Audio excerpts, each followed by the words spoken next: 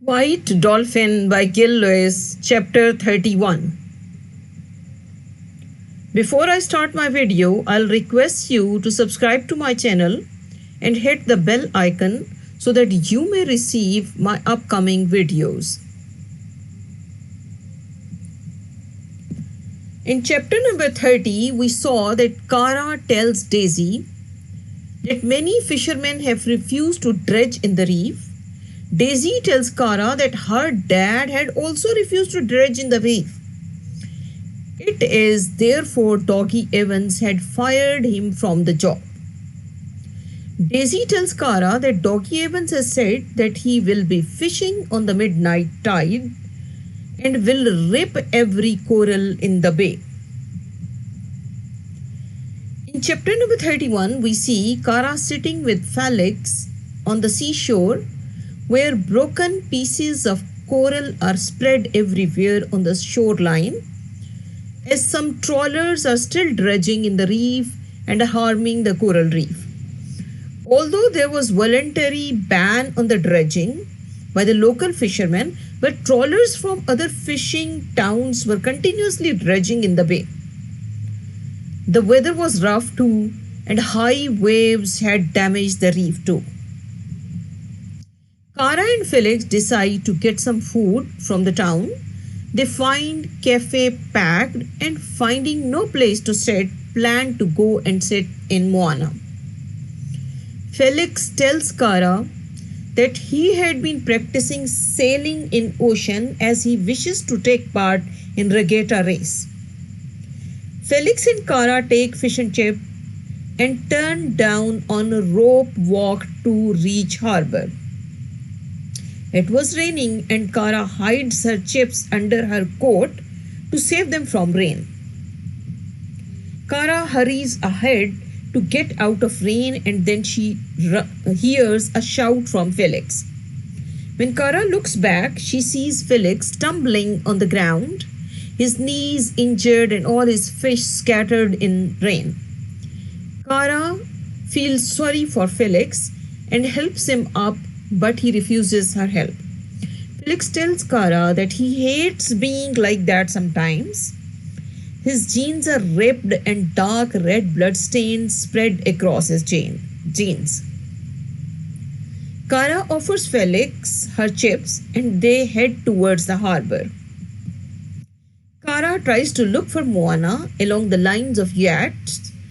She notices that the cover of Moana had been drawn back and two people were sitting in Moana. Kara recognizes them as Jake and Ethan. Kara yells at Jake and Ethan and tells them to get out of her boat, but Jake tells her that it was not her boat anymore. He tells her that her dad had sold Moana to Jake's dad last week. He shows her the keys of Moana. Kara is taken aback by the shocking news. Kara backs out of Moana, hands over chips to Felix and runs towards Aunt Babe's home. Kara asks Aunt Babe about her father and Moana. Aunt Babe confirms that her dad had sold Moana to Doggy Evans and he was unable to tell it to Kara, and he had sold Moana as he was not able to afford it anymore. Aunt Babe also tells Kara that her dad had gone to Exeter to appear for a job interview, and she also tells her that he was doing all this for Kara. Kara runs up the stairs to Daisy's room and lies in bed in complete silence. She feels the protective shell around her mum, dad, and her had broken. This is an ironic situation where Kara had lost Moana and it had been sold to Doggy Evans. So that was all about chapter number 31. We have seen there is irony discussed in this chapter. So we will be discussing what irony is. Irony has three types: dramatic irony, situational irony, and verbal irony. In dramatic irony, when characters know something and the The readers know something and the characters don't. That is dramatic irony. Situational irony is when something happens opposite to the expected situation. And verbal irony is when something is said by the speaker but it means opposite of it. So we will be discussing how irony has been added by Gil Lewis in White Dolphin. So selling of Moana to Doggy Evan is situational irony because a situation occurred, and that was an ironical situation. We see Kara was not expecting that her father will be selling out Moana and he will be selling it to Doggy Evans. Kara, throughout the novel, we have seen that she wished Moana should not be sold to anyone because she feels very close to Moana. And then irony is this, that it was sold to Doggy Evans and Kara did not know it.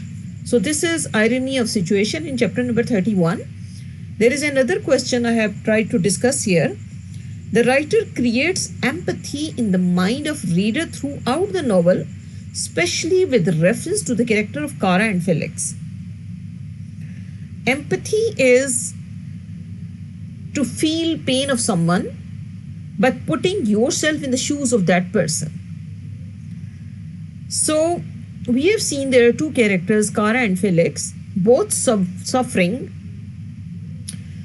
Kara was suffering from dyslexia and Felix from cerebral palsy.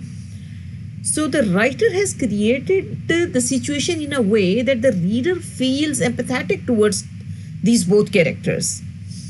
And the reader starts hating when Ethan and Jake try to bully Kara and Felix.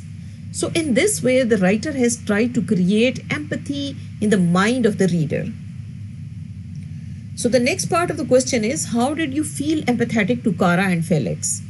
So this is a student's own choice, that how he or she had felt empathetic towards Kara and Felix and what does he or she thinks about it.